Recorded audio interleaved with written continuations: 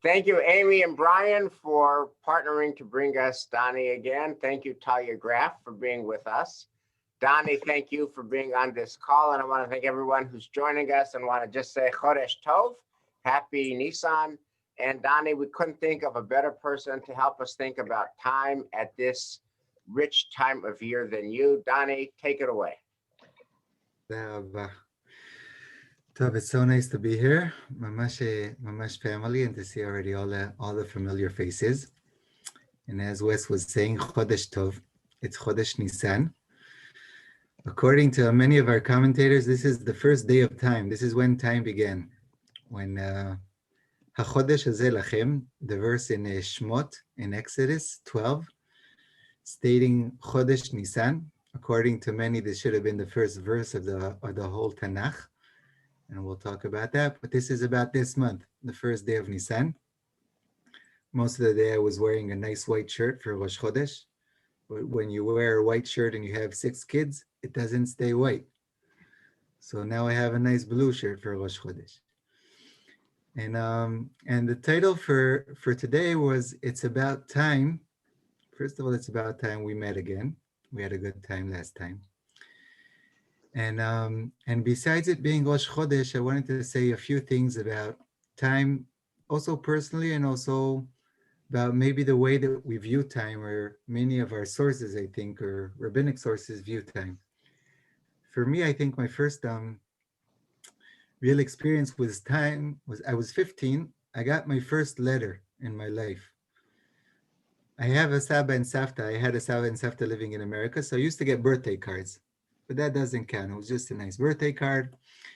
And I always loved reading it or having my Ima read it because I wasn't good at reading English at that age. But when I was 15, I got a letter to my mailbox. It said Dani Segal. It was from my counselor in my Madricha in Bnei Akiva in my youth group. She had already gone into the army. And I was very excited. I think doubly excited. One, I had a crush on her. So it was nice to get a letter from her. And the other is I got a real letter, and I got a letter from the army. It was even posted with a censor. And it was something, and she wrote, she was in basic training. And I remember her opening sentence until today. She wrote, מעניין לגלות, I'll translate this in a second. מעניין לגלות שגם הזמן כפוף לפסיכולוגיה. She said it's interesting for her to find out or figure out that even time is kafuf, like bound. Yeah, bound. Thank you very much. Bound to psychology.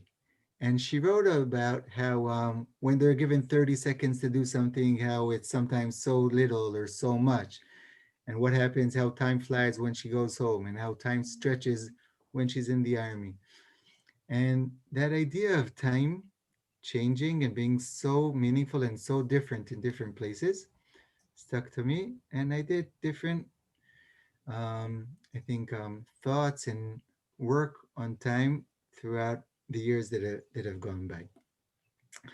I want to say maybe 2 or 3 things about time and what I was going to do in this class, and or share some thoughts. One is the word for time in Hebrew is zman, which I never realized until I was preparing this class, never appears in the Torah. The word time doesn't appear in the Torah. It appears for the first time towards the end of the Tanakh in the book of Mishlei. There's no time. The word time in modern Hebrew is used in a very interesting way. Zman is also hizdamnut.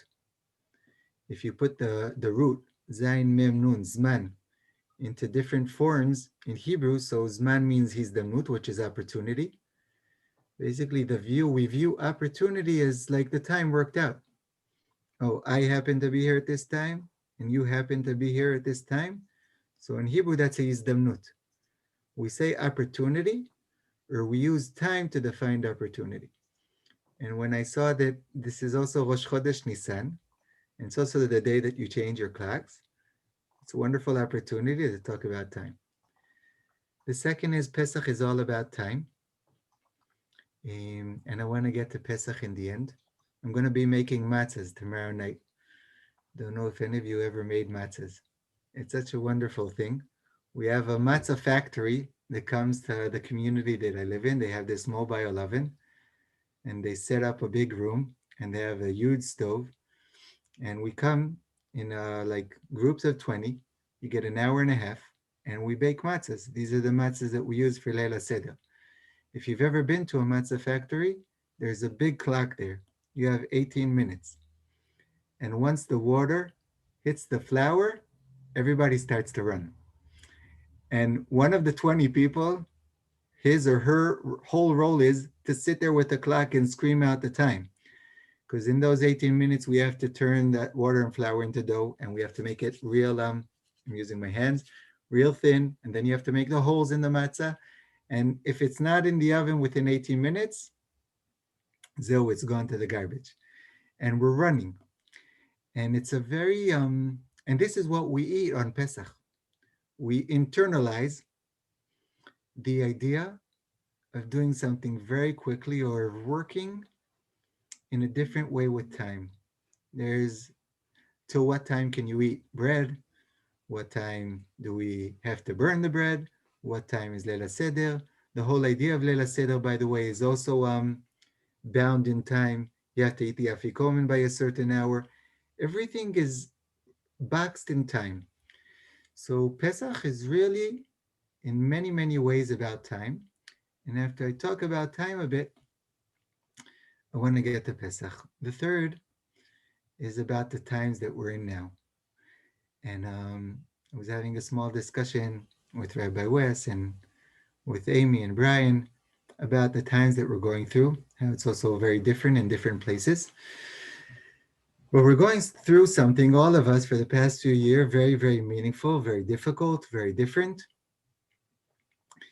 And when I look back at our sources and at what sages did when Chachamim did when we went through something so meaningful or so difficult, I think there's two paradigm shifts that we can point to. One in Hebrew is called like a pun, mimikdash le midrash, from temple to midrash. It's fun in Hebrew because they sound the same. Mimikdash le midrash. What did we do when we had a temple that symbolized for us our everyday life, very connected to God? What do you do when it's disappeared? That temple, by the way, was standing for 560 years. It's not, it's from minus 516, more or less, to plus 70. So it's for almost 600 years.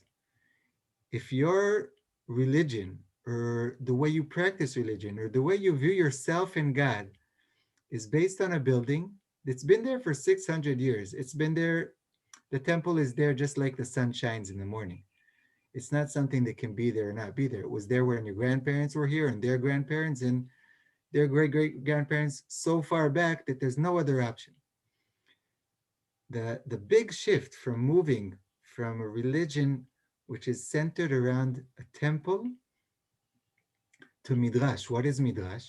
Midrash is saying this amazing relationship is gone. If you feel bad, or if you want to express gratitude, or any other thing, if you want to meet all your friends that you meet 3 times a year from around the country, you used to go to the temple. What happens when it's not there? And all we're left with is the Torah. So there was a professor at Hebrew U, his name was Yosef Dan. I had the privilege of studying with him. And I remember him giving the amazing example of like a real relationship ending. And you're stuck with a letter. You had a wonderful relationship with a person, and then someday she says, this relationship is ending, and she sends you a letter. Okay, I'm going to act as if this happened to me. Chas v'chalila, it never happened. What do you do with the letter? So he said, you read the letter once. First you cry, then you read the letter once, then you read it again, then you read it again. Then you start asking yourself questions like, what does she mean by dear Dani? I'm making this up, okay? This is not real. What does she mean by dear Dani? If I'm so dear, why am I reading a letter now, right? Or what does the word bididut mean with friendship? I don't want to be your friend, like, chon.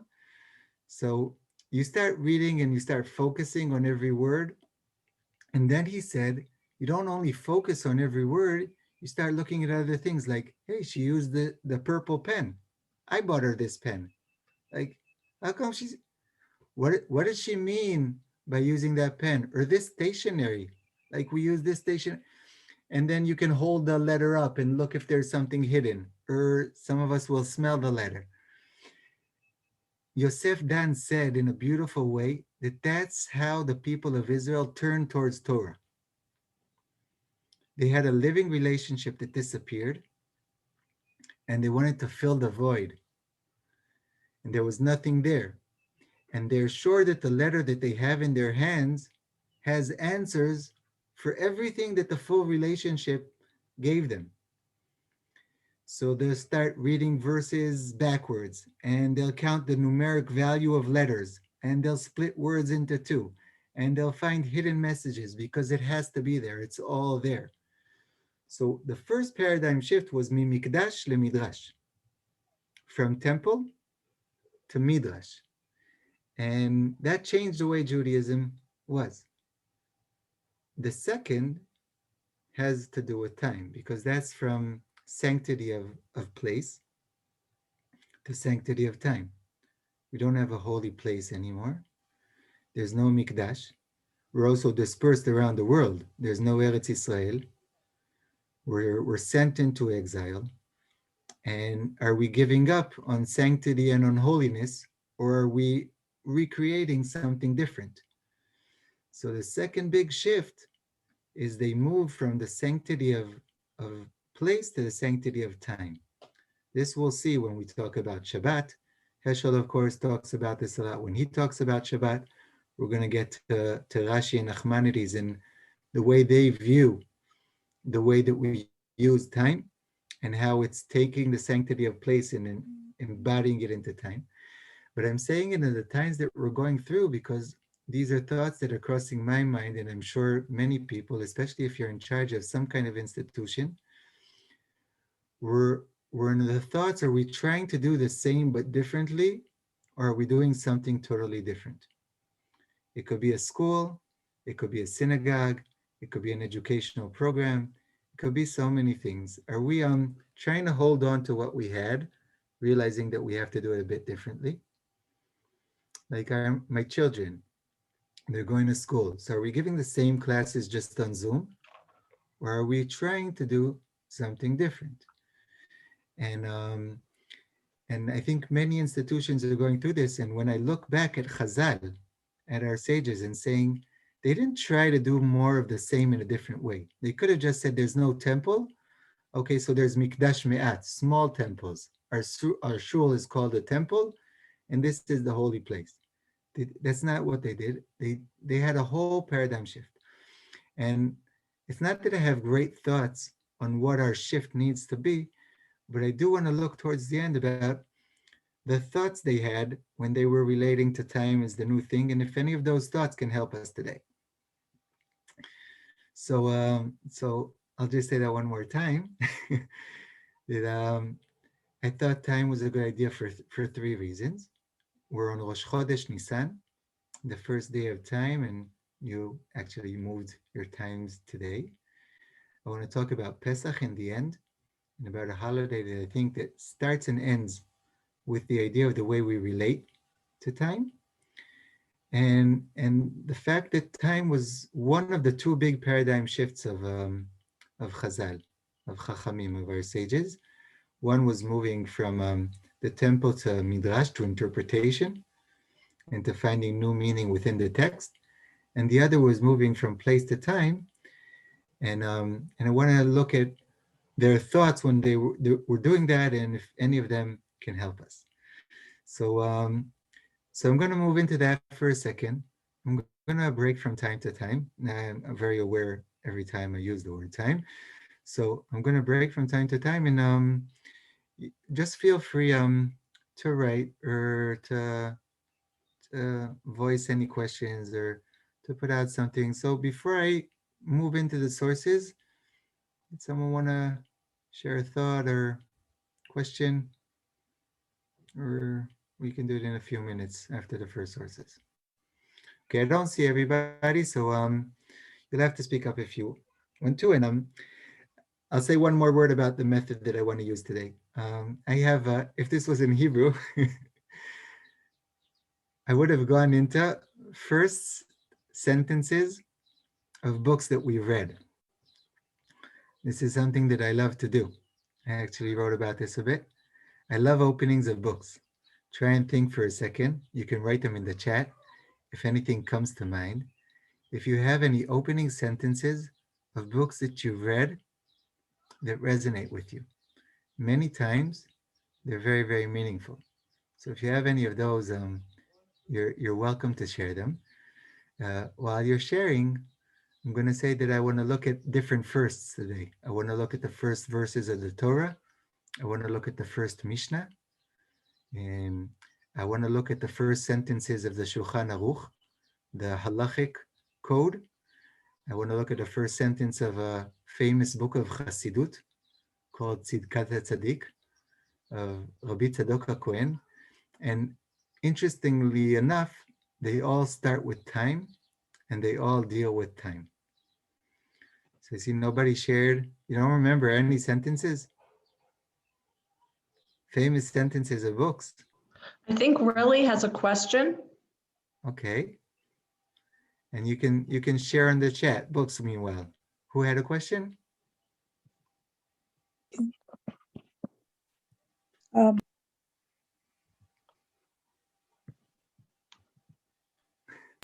Okay.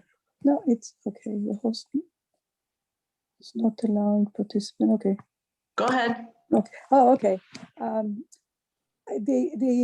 What I remember is also that in the Bible it always talks about et, and I'm an Israeli and I look at et in a different way than I look at time. To me, time is a more punctuated concept, and et is a more a period.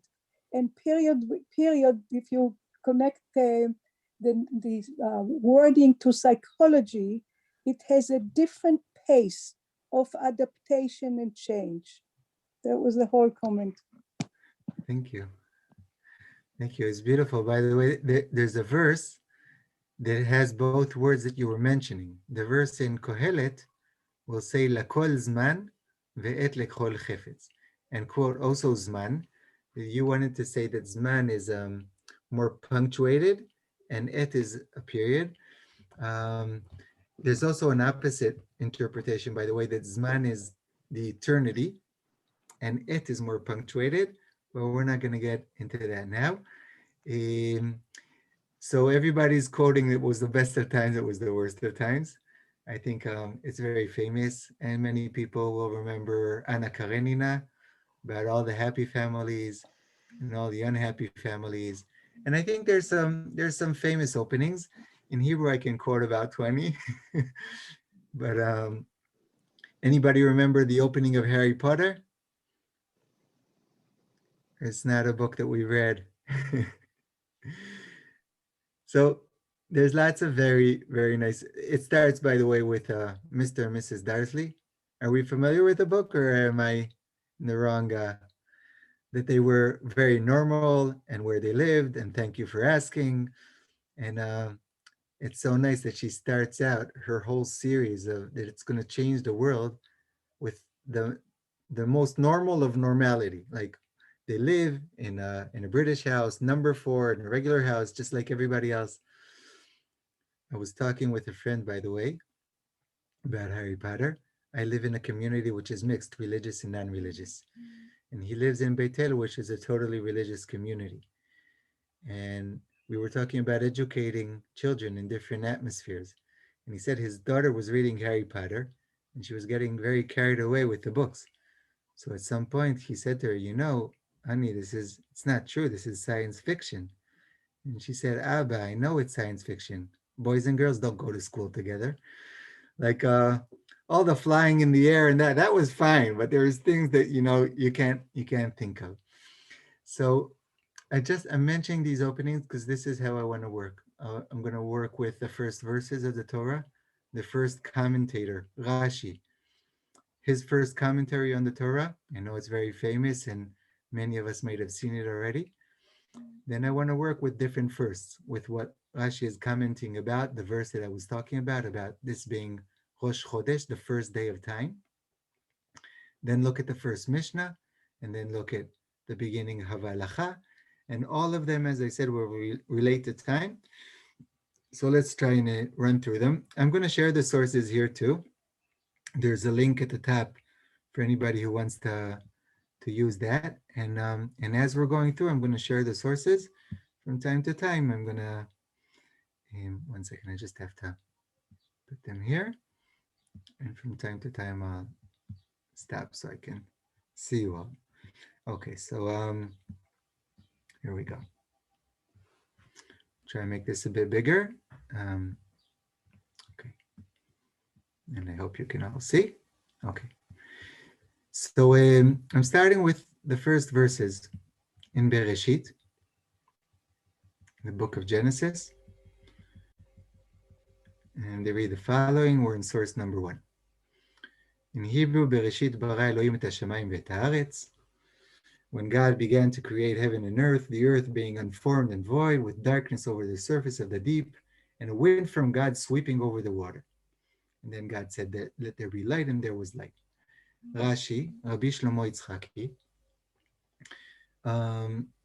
almost the first commentary on Torah, or the first major piece of commentary, 11th century in Ashkenaz. He was born 1040 and he lives till 1105.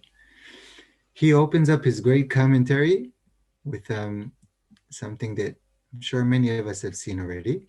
I'll read the Hebrew just to orient myself. It says, Bereshit אמר רבי יצחק, לא היה צריך להתחיל את התורה אלא מהחודש הזה לכם, שהיא מצווה ראשונה שנצטוו בישראל.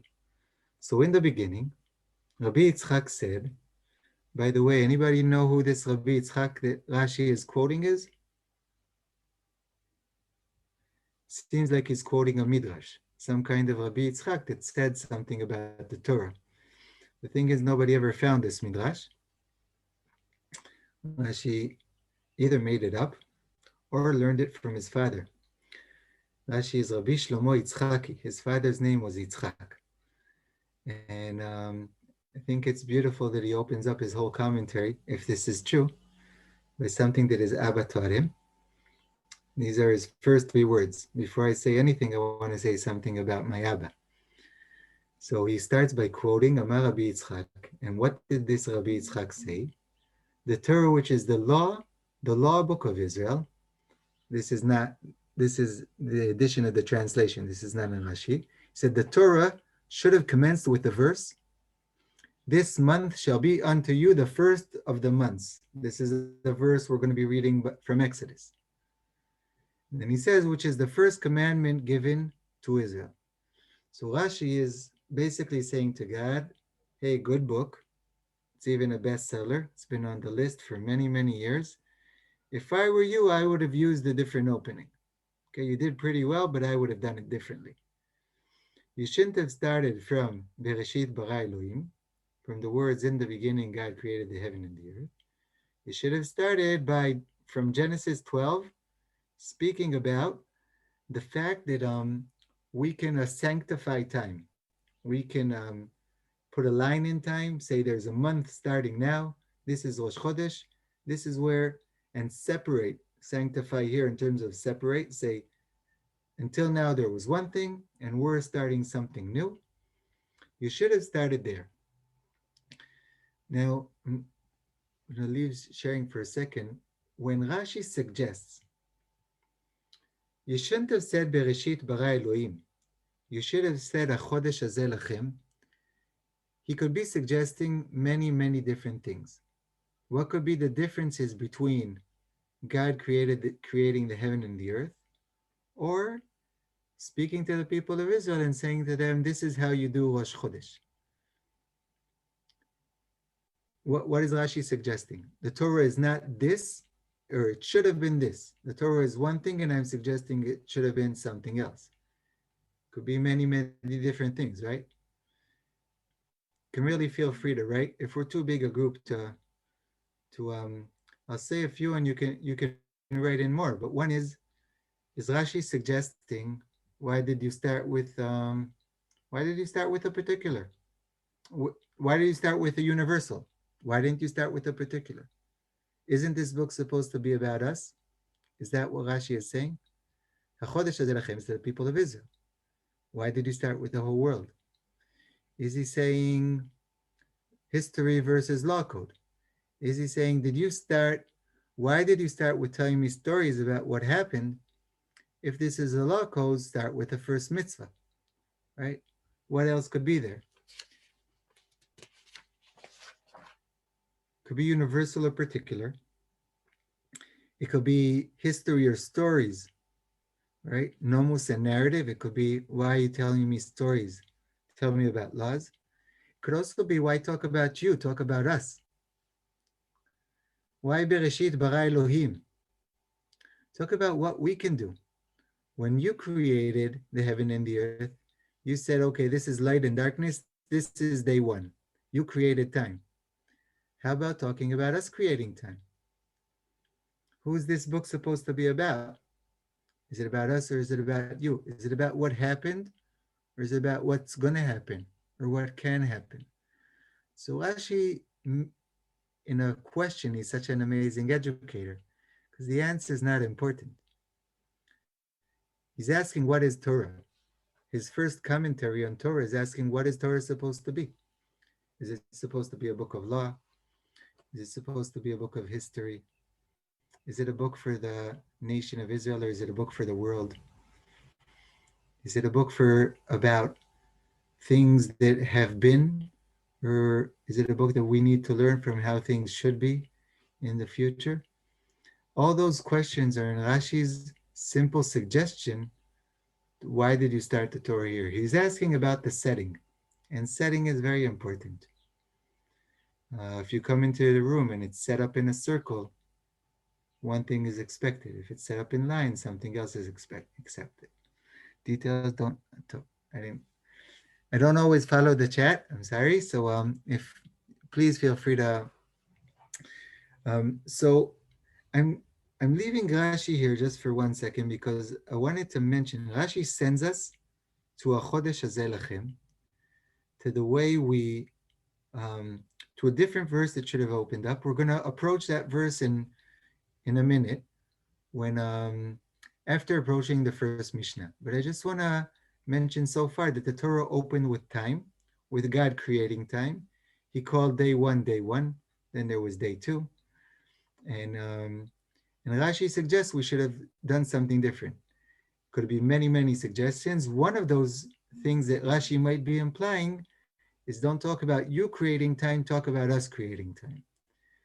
And with that thought, I want to move to the Mishnah, to the first Mishnah in Tractate Masechet Brachot. This is the first Mishnah. We're in the year 200 already. This is the work of Rabbi Yehuda Nasi, and we're in the north of Israel. And I think he invests lots and lots of thoughts into how this first Mishnah is going to open. And I love this Mishnah. I even remember learning it in a different context with some of you when we were talking about education and parents and children. It's not the way I'm going to view this Mishnah now. It tells a tale about Rabban Gamliel and his children. That was once what we talked about, but we're going to do something else now today about time. So I'm moving to page 2. And this is the first Mishnah in Tractate Brachot. And I'll move down to the English. I apologize. It's also a question about time. From when, or since when, depends how you translate the Hebrew. From when may one recite Shema in the evening? The whole Mishnah is about Kriyat Shema, or Krishma, as my Bubby would say in Yiddish.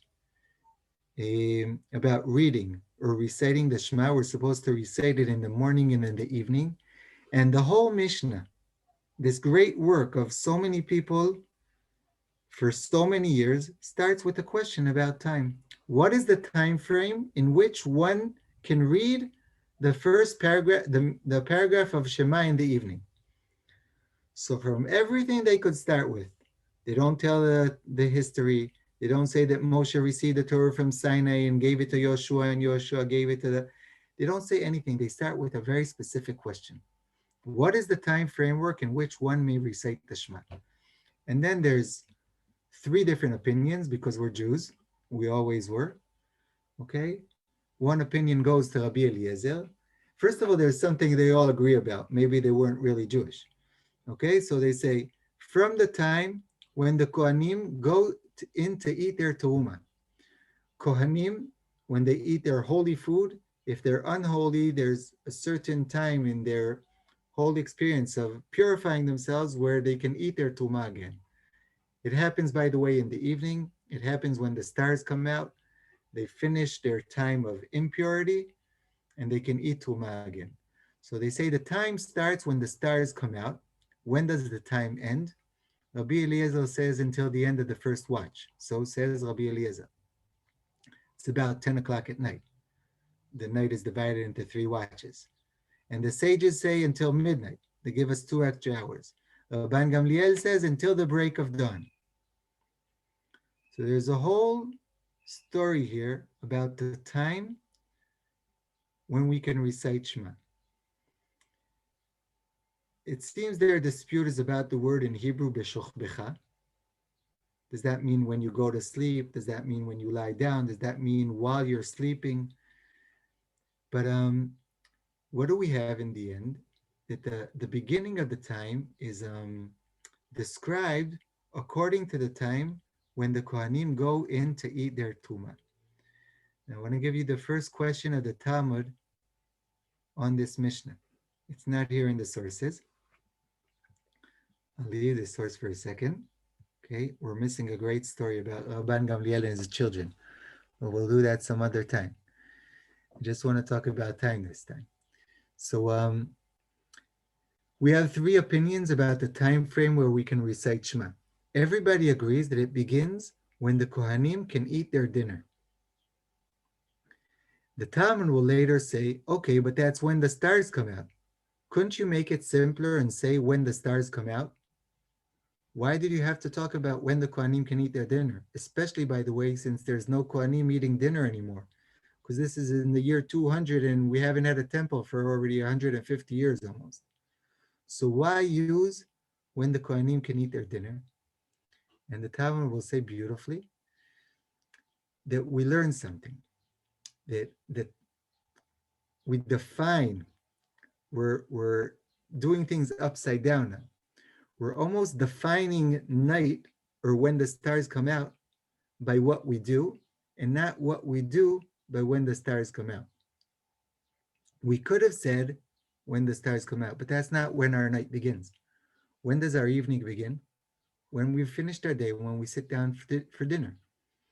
That might happen to be the same time that the stars come out, but that's not what's important. In many ways, I think this is Chazal. Is there a good English word for Chazal besides our sages? Because our sages sounds like, or we just say our sages. Okay. So I'm going to use that. I think this is their declaration of independence. I think they're also saying what they plan to do in the whole work of the Mishnah. They're saying, listen, this is about us now. It's not about you. They're not saying it with chutzpah. They're saying it, I think, in realizing their job, that they have to translate God's Torah into people's Torah. That's not an easy translation. And the way that they say that is we're translating your time into our time. We're not going to say anymore from when the stars come out. We're going to say from when we eat dinner. Just to emphasize, it's the second Mishnah. The following one in Masechet Brachot asks, when can you recite the Shema in the morning? The answer there, by the way, is when there's enough light that you can see somebody from about 2 meters and invite them for coffee. Now, I could have said when the sun comes up, but that's God again. Or when the sun is high enough for me to see someone. But if the Mishnah says here, Talia, Talia, you're 3 squares away from me, okay? So this is about, if I can see you and say, hey, morning, did you have a cup of coffee yet? And you can, oh, you have, okay. So I'll find someone, and we sit down for coffee. That's when the day begins. And it's such a beautiful way of taking responsibility on life. And their way of saying that we control life now is by saying we control time now. Or we're going to put time into human frameworks. If you want to read, by the way, the first commentary of the Tosfot, these are Rashi's grandchildren. So they asked a very interesting question. What happens when it doesn't coincide? They live in Europe, by the way, and the sun sets there at 10 o'clock at night. But when they're living, nobody goes out at 10 o'clock. They recite Shema much earlier. So they're not doing it according to halacha. But deep down inside, they are, because that's when their day ends. So they're saying, should we really recite it only at 10 o'clock when we're at home in bed, when we're about to go to sleep? Or is it okay that we're doing it in shul, even though the sun hasn't set yet? And they say that it's okay. That's their whole idea. They understood exactly what the Mishnah is doing. The Mishnah is saying this has to work with who we are today. That's translating Torah. And it's all done through time. So I'm going to stop for 1 second before I move on to Rashi and Nachmanides interpreting the verse. Amy, you had something to say. So Brian and I are chuckling in the chat because that what you just defined is the way we lived our lives growing up. We always said in our house, when does Shabbat start? When mommy gets home from work. So it didn't always make our rabbis very happy, but it was how we lived our lives. So that was definitely putting time in our human framework. Nice. Amy, if you want to find rabbinic sources for what you used to do, the Talmud will define time in many places the way you did. Let's say, like, how long can pass by from when you've eaten till you say Birkat Hamazon, till you do the blessing after the meal. And it'll say the time it takes to walk 2 miles. Now, I don't know if you're walking quickly or if you're walking slowly, but basically it's saying till you've finished consuming or whatever the stomach does to food. There's a word for that. And that's walking 2 miles, but I haven't walked 2 miles in your shoes, right? So it's going to be a different time for different people. And time stops being something objective. It becomes very subjective and very much an outcome of what we do. It's not, what have I done in this hour? It's, I've done this and this, it must have been an hour. It's just a different way of looking at time. Yeah, Wes. Yeah, what do you say about a common situation in New England in November, December, January, February, when Shabbat starts at 4:30, but people don't get home for Friday night till 6:30 or 7 or 7:30, and they light candles like Amy's mother used to get home. That's when night began. Shabbos begins when mom and dad get home from work, which is not 4 o'clock. Who gets home at 4 o'clock on Friday afternoon? And they get home and everyone's around this is pre-pandemic, everyone's around the Shabbos dinner table with family and friends, and you light Shabbos candles when it's already dark. And it feels like, I never realized that is actually a halachic move, given the spirit of these Mishnahs that you're bringing. Yep, I don't know if I'm brave enough to say that, but I think Tosfot really say that. That's their first, they're brave enough to do the same. They're saying that every night when they pray Mariv, it's not really time. But basically they're saying it is time because this is when our day ends. They never applied it to Shabbat. And when we get to Shabbat, I might say that Shabbat is different because Shabbat is calling on us to subject our thoughts about time to Shabbat thoughts about time. So maybe they don't apply it to Shabbat because Shabbat is different. But I definitely think that what you showed there could definitely be halachic thought into that, saying this is when our day begins and this is when our day ends. And so with a bit more omits, maybe I would go there. I want to give give some time to two. I'm already seeing that we're not going to get to everything, but to run through at least two more sources that I think are very meaningful. The first is the verse that we were mentioning, "Chodesh hazeh lachem."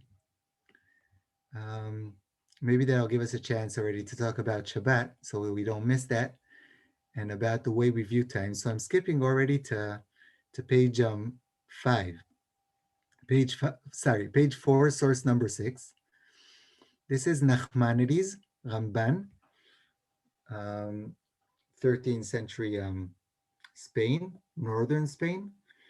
And in his commentary on the same verse that Rashi said should have opened the Torah, the verse where God tells us that we need to sanctify time and we can determine when time begins and when the month begins, and the time moves in a circle, and that every month we have a new month.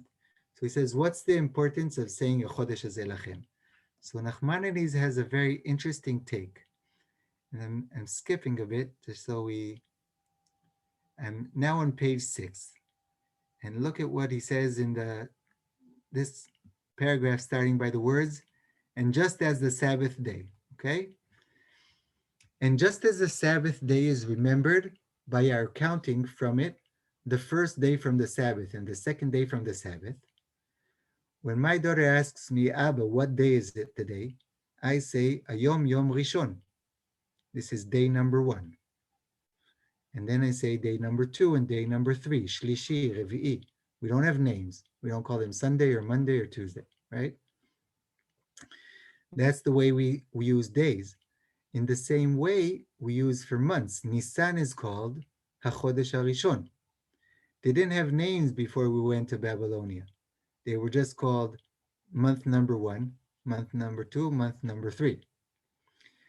So Nachmanides is saying, what happens when, so I'll read this whole little paragraph. "And just as the Sabbath day is remembered by our counting from it, the first day from the Sabbath and the second day from the Sabbath, as I will explain, so too the Exodus from Egypt is remembered by our counting of the first month and the second and the third from our redemption. We were redeemed from Egypt in Nisan."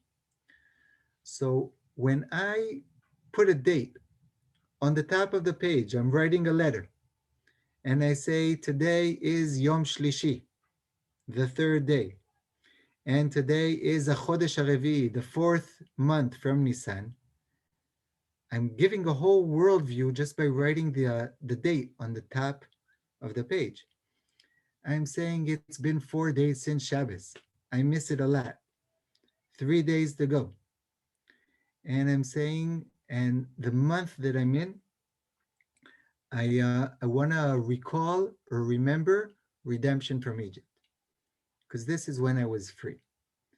So if we think about like time, I'm sure many people have read Heschel and Heschel's Shabbat and the sanctity of time and building a palace in time.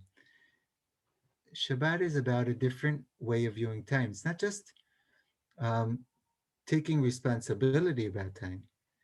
I think Heschel will write a lot about being in the present. You're not allowed to do anything that has to do with the future on Shabbat. So I can't create anything. Creating is for the future. In the prayers in Shabbat, you don't ask for anything. Asking is for something that will be. We don't ask on Shabbat. And we're not allowed to prepare anything for Sunday or Monday on Shabbat. We're not even allowed to leave our place unless there's an Eruv around. We're here, we're in the present. So basically, when I'm saying Hayom Yom Rishon or Yom Yom Sheni, I'm saying I want to count time or relate to time through the day where I'm freed from the way we usually relate to time. I want a holy time. I'm going back to holiness, and I know many are familiar with like Halbertal's description of holiness as being something uninstrumental. Something which is holy is something that I don't use in the sake of something else. If a shul is a holy place, I don't walk through it to get to the other side. If Shabbat is a holy day, I don't use it for Sunday. I'm present in Shabbat. So sanctifying time is allowing us to be very, very present in time.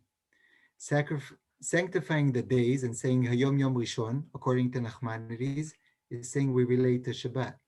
Today is the 4th or 7th month, relates to redemption from Egypt, relates to the way that we relate to time in a different way, not being subjected to time, but being freed by time. I'm going to say this again in a second when I explain Pesach. But it's interesting that the first Rashi sent us to this verse, HaChodesh Hazeh Lachem. Nachmanides mentions or takes, I think, one step further than what the Mishnah and Brachot said. The Mishnah and Brachot saying we're taking responsibility of time. This is saying also time doesn't control us. We use time or relate to time in a way which is really sanctified. It's very much being present in the time, and I think celebrating time in a way which is very free and not being pushed by time. And relating to terms that I want to talk about in a second now when I get to Pesach. I have many more sources to go through, but I'm just going to say this now. I'm jumping to Pesach for a second just to explain this, and hopefully we'll get to one source or two. I said earlier that Pesach is all about time.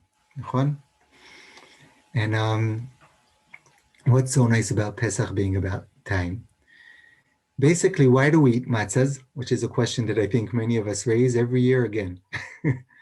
Why did this happen to us? Okay, there's lots of theological questions. Why did God do this? Why did this? Where was he at this time of history? And why do we eat matzahs? Okay, those are all our big theological questions. Why do we eat matzahs? Because when we left Egypt, we didn't prepare. We had a whole night to pack our bags. And guess what? We didn't. We weren't ready. V'gam tzeda lo asu lahem. We didn't prepare. So we left Egypt, and then suddenly we realized, oh, we're leaving now, let's make bread. We didn't have time to make bread. We made matzah. And for that reason, we eat matzah. All the rules of Pesach, we prepare for a whole month. We clean our house for a month, at least. And all the supermarkets have all these new products. Why? Because somebody didn't prepare. Now, I want to say this in the positive way. What do I mean by didn't prepare? They didn't go through time. They sanctified it. They enjoyed it. God said, have a feast. You're leaving Egypt. He also said, by the way, when you go, you're going to have bread. But we didn't listen. We had nothing to do with the future. It didn't interest us. We were totally present at the time. And when we had to get up and leave, we had nothing to take with us. This we celebrate. I'm saying this to my wife because I'm never prepared in time. This is something holy. I'm a holy person. I never prepare. Now I found ideological reasoning for me being late all the time. Pesach is celebrating our true freedom. It's celebrating the fact that for one evening, we were just present. And we didn't think about the future even for a second. And that's the food that we eat every time. So when I'm asked what date it is today, I relate to Shabbat, which is when within the week we sanctify time and don't walk through it. And I relate to Passover, to our redemption from Egypt, where there was a period in history or a certain time when all we were concerned about was the present. And we didn't walk through time, we enjoyed it, we lived it, and we were there. So in many ways, the idea of Pesach, or what Nachmanides is trying to say, is being mamash present, very, very present at the time. Therefore, relate to Shabbat and Pesach. I want to show all this maybe just in two more sources, but I can stop for a second if people want to relate or to ask or to comment or...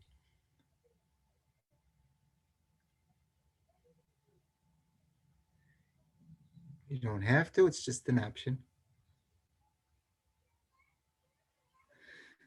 So I'm going to run to two more first, or at least one more, okay? The Shulchan Aruch, our great halachic code, written basically by two people. Also Rabbi Yosef Karo in Tzfat of the 16th century, with another great book being written at the same time by the Rema Rabbi Moshe Isserlich in Krakow, also 16th century, and they combined them into one book, or the Rema puts his aside and writes everything he has to say as commentary or additions to Rabbi Yosef Karo's book, and then we had the Shulchan Aruch. The opening of the Shulchan Aruch, think, what would you open? We were talking about the first Mishnah. What would we open our great halachic code with? The importance of God, the importance of halacha, the laws of kashrut, the laws of Shabbat. What should be the opening sentence of our great halachic code? So the opening sentence is the following. I'm skipping now to page 6, source number 7. This is the first sentence of the Shulchan Aruch.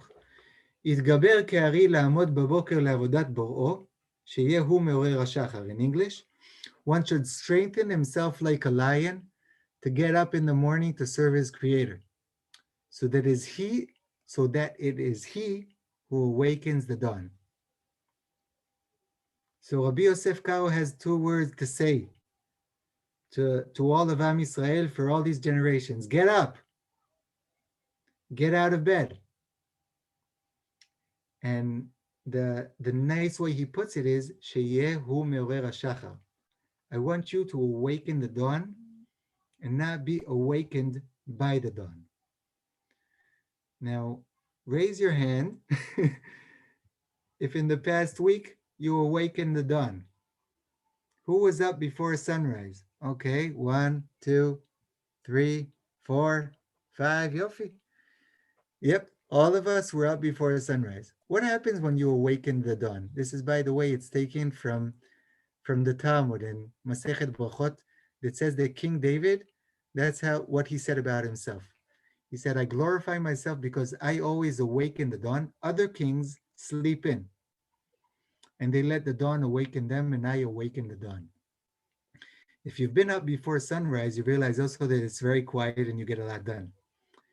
And also that you feel that everything is a bonus. Anything that you've done till the sun rises is like extra. You weren't even supposed to be here. It's a wonderful, wonderful feeling. And then when the sun finally comes in the window, you kind of give it a look and say, oh, it's about time you showed up. Like, you know what I've gotten done so far? We do this, by the way, every year. I think that's the idea of Elul. Elul, the final month, we start the year with Elul. We start the year before the year starts. And then when the new year finally comes in, we kind of give it a look and say, oh, it's about time. Like, we've been preparing for a whole month. Where have you been? And I think that Rabbi Yosef Karo is saying something very interesting in relating to time. It's really not being run by time, but running time. Not being managed by time, but being in control of time. Being there first. It's like showing up at a meeting 5 minutes before the other person shows up.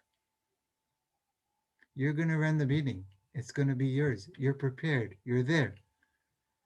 When I used to play basketball, our coach would tell us every time there was a timeout, he would send us back to court before the other team. He says, when they come back to the court, I want you to own the court. It never worked, by the way. We always lost. We were a terrible team. I remember one game that ended 128-0. It was actually 128-2 because one of the times they got mixed up in the basket, so they scored for us. We were a terrible, terrible team, but we had a very smart coach, and I remember a lot of things that he said. Maybe he didn't have anything to say to us in the timeout, so he told us to go back to the court. But I remember him saying that. You go back. It's yours. You're controlling it. Rabbi Yosef Karo says, you awaken the dawn. Don't let the dawn awaken you.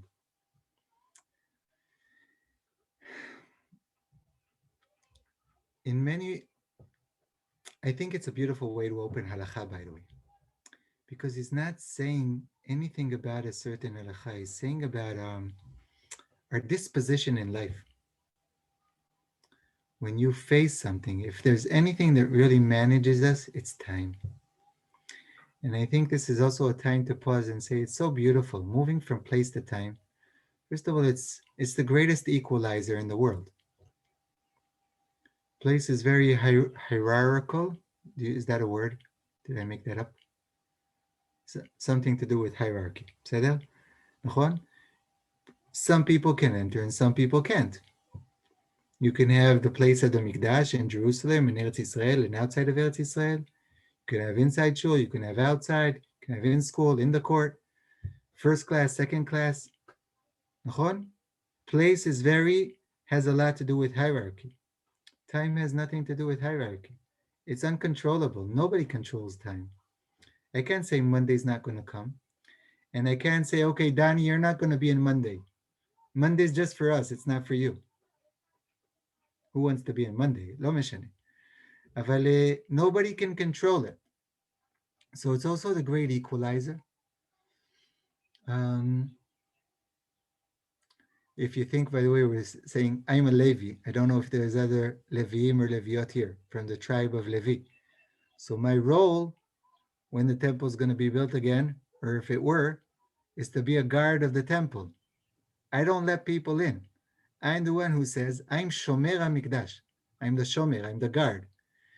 To be Shomer HaMikdash is to keep hierarchy. To be Shomer Shabbat is to cancel hierarchy.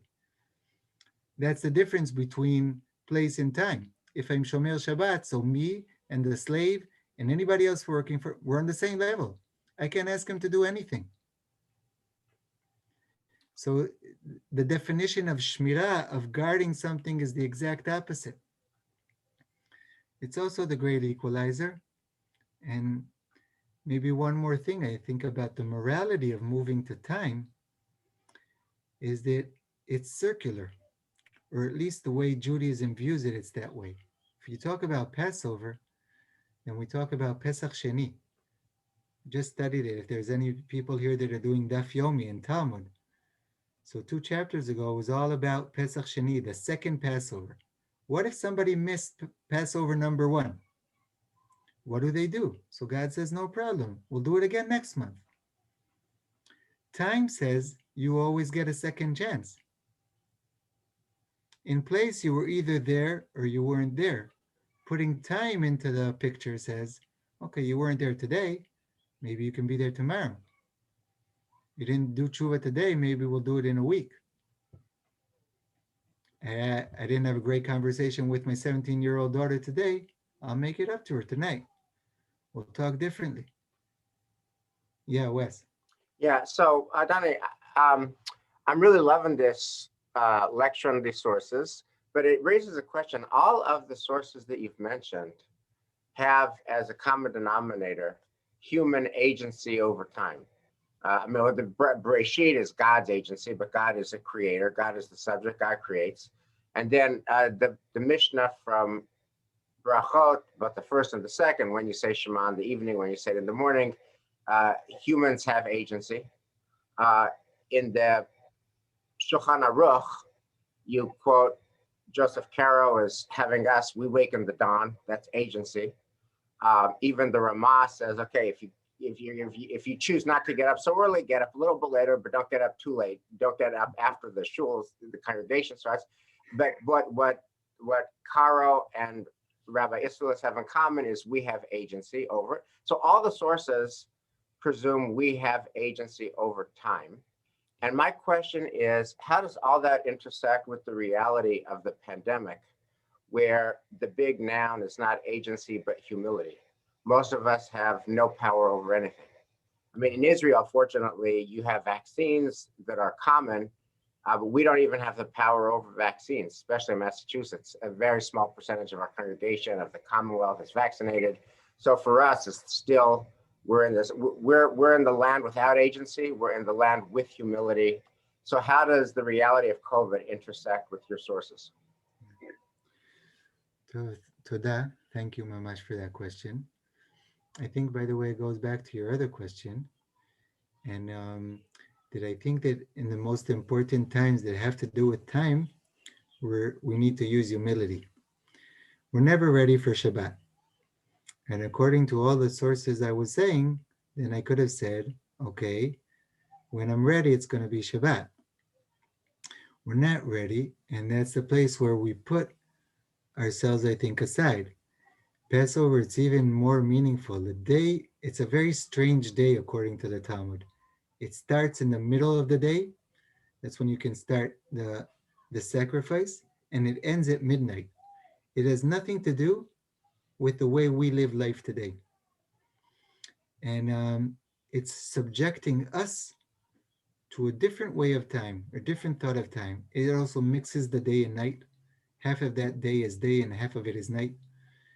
And it allows us for one day to free ourselves even from our agency over time.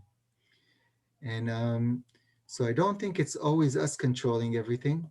By the way, I would say also with COVID and even with the vaccines, I think after this year that we've gone through, people have much more humility. And you can hear people also that have been vaccinated, people aren't walking around like, okay, now again, humans have controlled nature and we know everything. People don't have any idea what's going to be tomorrow and if it's going to fit this mutation, is it Ken? Or this one or that one. And what are we going to learn about the vaccine in 6 months? I think we've gotten a big, big lesson, which I hope that we take in humility, in realizing that we don't control. And I think that you're right about all the sources. They all have agency. I would say agency, not in terms of geava, of like feeling very proud. I think it's much more agency of responsibility, of not being managed, of making the most of our time, about not saying I couldn't do this because I didn't have time.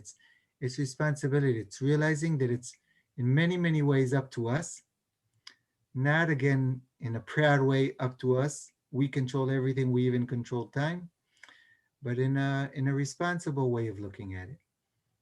I hope that answers. Thank you. When I was in the army, there were writings on the walls. One was Ad Matai Augustine. Till when? Augustine was the day that my whole year was enlisted. So we're saying like, how far does this go? And then there was another one saying, don't worry, nobody can stop time. Even the, so that gave, so I don't know why I remember that now, but I'm trying to. Maybe just one more little thing, because it also has to do with Pesach, and I think it's a very nice view. I brought two things in the last page, two things from Chassidut, and they have a nice take on time, and with that we'll try and sum up in them. So I'm sharing. The first is Tzidkat Tzaddik. It's Rabbi Tzadok HaKohen. It's from Lublin. This is already Chassidut, I think, 19th century. And this is a student of the Ishbitzer. And he says in source number 8, the beginning of a person's entrance into the service of God must be urgent, or literally in a hurry. He takes the whole Exodus from Egypt, kind of like a carpe diem. We need to seize the day, seize the moment.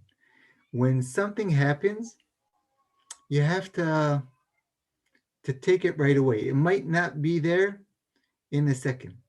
So he says that it's not only as a nation, this was the first thing we did. He gives it as a lesson to every person. Sometimes when you kind of have the thought or the urge to do something good, he says, do it in a hurry.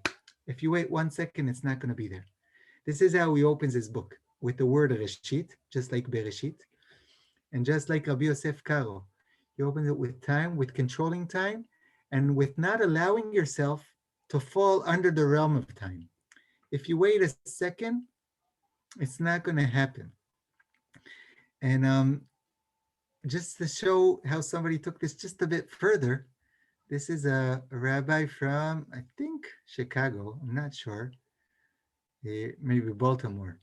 Source number 10, Rav Yitzchak Hutner. Does somebody know where he was from? I know he was the Rebbe of Reb Aaron Lichtenstein, Zecher Tzadik Livracha, who was my rabbi at Yeshiva.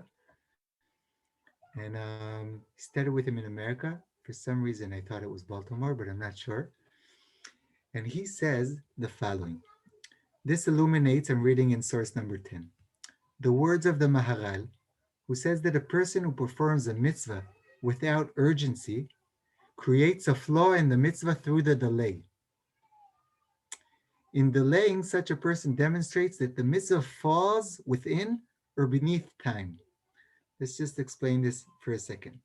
What's the difference between doing something right away and doing it in 5 minutes? Okay, you're sitting on the subway and somebody gets on and you need to give them your seat because they need to sit down for some reason. There's a few kinds of people. Some will automatically look out the window because something interesting is happening there now. Some will jump out of their seat. And a third kind will look around, see if anybody else is getting up. And if nobody else gets up, they'll get up. Rav Yitzchak Hutner says there's a deep difference between the people who jumped out of their seat and the ones who looked around. He says it's like a totally different mitzvah. One is putting the mitzvah under the realm of time, and the other comes from somewhere else. And I think in all of our talk about managing time, it's very, very interesting because it's like also a question about motivation. Does it come because things are happening? Okay, nobody got up, I jumped, I had to get up. Or from something that has nothing to do with outside motivation. It's not, it's something really from within. That's the people who jump out of their seats. So he's saying that the lesson for people, from the people leaving Egypt in a hurry, is not only that we have to seize the moment, it's also that when we do things, there's a big difference between doing them within the time framework or as if we're like avoiding time, doing them right away. If my wife asks me to do something and I just do it, that's one thing. And if I say I'll do it in a few minutes, it's another thing. And I don't fully understand it. I thought it was a nice thing to share. I really enjoyed this passage of the Pachad Yitzchak. And the last two words that I want to say are just the last source. I think that Chazal themselves, our sages, realized in a beautiful Midrash the power of the whole story of the not being prepared, of doing things right away, of leaving Egypt with a hurry. So if you look at source number 11, and with this I'll wrap up, says the following. Sorry, I'm not 11. Yeah. Okay. Ushmartem et hamatzot. The verse, by the way, in that same chapter in Exodus 12, the verse says, Ushmartem et hamatzot. You shall watch over the matzot. We need to be very careful with the matzot. But then one of the sages comes up with a genius reading. He says, Rabbi Yoshia Omer, Al tikrei ken ela ushmartem et hamitzvot. If you look in Hebrew, matzot and mitzvot are spelled in the exact same way.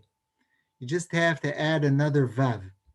And sometimes you don't even have to add it. So he says, you shouldn't read ushmartem et hamatzot. You should say you should watch over the mitzvot. And he's saying just like matzot have a certain time, and if you didn't make it in time, they're like expired. It's not worth anything. He's saying that same, you should take that same feeling to mitzvot, to good things that you do. They expire very quickly. And part of the idea is to seize them, is to do them right away. And in a very interesting way, the translation here is much better than the Hebrew. Because the last words in Hebrew, Reish Lakish, one of the sages, says, En ma'avirin ala mitzvot. Don't skip mitzvot. Rabbi Shimon ben Lakish in the Hebrew says, we do not pass over mitzvot, which is the exact idea of Passover. It's being there, it's being present in the time, and what throughout the generations, people looked at Pesach, at Passover, at jumping out of Egypt, at seizing, at enjoying the present, not being subjected to time, all those things, and to take it to the way we should conduct our life, the way we should do mitzvot. They took it as a very meaningful learning, really, of freedom, very personal freedom, I think, throughout generations. And if I go back to the pandemic, I said I have no great ideas think we're all kind of baffled and we're thinking and we're doing our best. But the line of thought of trying to not be managed as much as we can and to do more managing and to work with the things is if we were talking about paradigm shifts, maybe it's a key to some of the paradigm shifts that we should be implementing today too. So Zeu, I enjoy our time together. And if there are any comments or thoughts, so Besimcha. I even made it in time. Thank you, Dani, so much. And I thank you for making it okay that we always lit the Shabbat candles with Sarah and Rachel a little late, but Brian told him it's coming. And thank you also for saying that when I'm late all the time, it means I'm just present in the moment. And the last thing is I will never be a morning person, so I'm not going to get that lion thing, but to seize the dawn, but I leave that to Wes to seize the dawn. And I'll let Wes close, but I really thank you for being here today because it was a really interesting perspective on time and something that we don't understand right now. So you were very helpful as far as that goes. So thank you, thank you. Yeah. So Dani, I just want to respond as follows. I loved your talk. To bring us full circle, you asked about openings of books that we love.